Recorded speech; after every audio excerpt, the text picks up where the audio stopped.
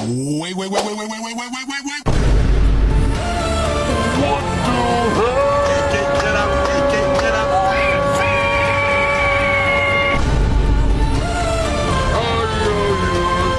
Get up, YouTube tempo. Tanto ya, big boy.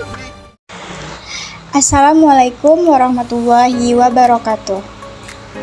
Hai teman-teman, perkenalkan nama saya Julia Alvina dengan NIM 12310521495, Program Studi Pendidikan Matematika UIN Suskaryau. Video ini merupakan tugas mata kuliah Sejarah Asia Tenggara dengan dosen pengampu Bapak Bilhaki Putra SPD MPD. Sesuai dengan mata kuliah yang saya pelajari, yaitu Sejarah Islam Asia Tenggara, tentunya di sini saya akan menjelaskan kedatangan Islam dan penetrasinya di Asia Tenggara. Nah, masuknya agama Islam ke wilayah Asia Tenggara mempunyai keistimewaan, yaitu dengan jalan damai, berangsur, dan diterima dengan sukarela oleh penduduk meskipun tidak sekaligus. Nah, Islam masuk ke Asia Tenggara disebarluaskan melalui kegiatan perdagangan dan para sufi secara damai, terbuka, tanpa pemaksaan. Nah, sehingga Islam mudah diterima oleh masyarakat Asia Tenggara. Nah, dalam proses masuknya Islam di Asia Tenggara, ada beberapa jalur yang digunakan. Nah, salah satu jalur yang digunakan itu adalah, yang pertama itu adalah jalur perdagangan. Nah, Islam mulai masuk ke Asia Tenggara sekitar pada abad ke-7 melalui jalur perdagangan. Namun, penyebaran Islam secara luas terjadi pada abad ke-13 hingga abad ke-16, terutama dengan berdirinya kerajaan-kerajaan Islam seperti Samudra Pasai, Malaka, dan Demak. Nah, masuknya Islam ke Asia Tenggara terjadi melalui berbagai jalur. Nah, salah satunya adalah jalur perdagangan. Sejak abad ke-1, kawasan Asia Tenggara, terutama itu di Selat Melaka, menjadi pusat perdagangan internasional yang menghubungkan Asia Timur, Asia Tenggara, dan Asia Barat.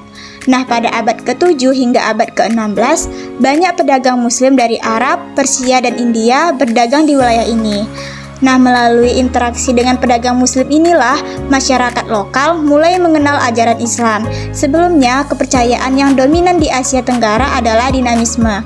Namun, dengan adanya pengaruh Islam, banyak masyarakat yang beralih ke monoteisme atau kepercayaan dengan satu Tuhan saja. Nah, yang kedua itu adalah jalur perkawinan. Islam juga menyebar di Asia Tenggara melalui jalur perkawinan. Nah, para pedagang Muslim yang memiliki status sosial tinggi menikahi putri bangsawan setempat. Nah, sebelum menikah, para istri masuk Islam terlebih dahulu. Lalu, setelah memiliki keturunan, Islam semakin berkembang di lingkungan mereka. Nah, jalur ini sangat efektif karena pedagang Muslim menikah dengan anak raja atau bangsawan, proses islamisasi berlangsung lebih cepat. Contohnya itu adalah pernikahan Sunan Ampel dengan Nyai Manila, serta Brawijaya dengan Putri Campa yang melahirkan Raden Patah, raja pertama Kesultanan Demak. Nah, yang ketiga itu ada jalur pendidikan. Nah, Islam juga disebarkan melalui jalur pendidikan oleh para ulama, kiai, dan guru agama. Nah, mereka mendirikan pesantren untuk mengajarkan Islam kepada para santri yang kemudian kembali ke daerah asalnya untuk berdakwah. Contohnya itu adalah pesantren yang didirikan oleh Raden Rahmat Sunan Ampel di Surabaya dan Sunan Giri di Giri. Nah, lulusan pesantren ini bahkan diundang ke Maluku untuk menyebarkan agama Islam. Nah, selanjutnya itu ada jalur tasawuf. Nah, menurut seorang ahli sejarah Australia, Hajon menyatakan bahwa proses islamisasi di Asia Tenggara dipengaruhi ajaran tasawuf dan amalannya, serta adanya dakwah cerdas yang dilakukan oleh para sufi yang datang bersama dengan pedagang Muslim. Nah, pengajar tasawuf atau para sufi mengajarkan teosofi yang bercampur dengan ajaran yang sudah dikenal luas oleh masyarakat, terutama di Indonesia. Nah, yang kelima itu adalah jalur kesenian. Nah, Islam juga disebarkan melalui kesenian, terutama wayang. Nah, Sunan Kalijaga merupakan pertunjukan wayang sebagai media dakwah tanpa meminta upah, melainkan dengan mengajak penonton mengucapkan syahadat.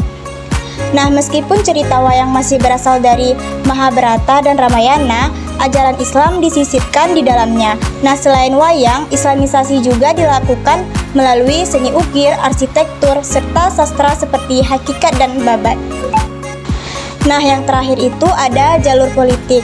Nah, Islam juga menyebar melalui jalur politik. Nah, ketika seorang raja masuk Islam, rakyat cenderung mengikuti. Nah, kekuasaan kerajaan Islam turut mempercepat penyebaran Islam karena kemenangan politik mereka menarik penduduk non-muslim untuk memeluk ajaran Islam. Nah, melalui jalur-jalur inilah Islam berkembang luas dan diterima oleh masyarakat Asia Tenggara.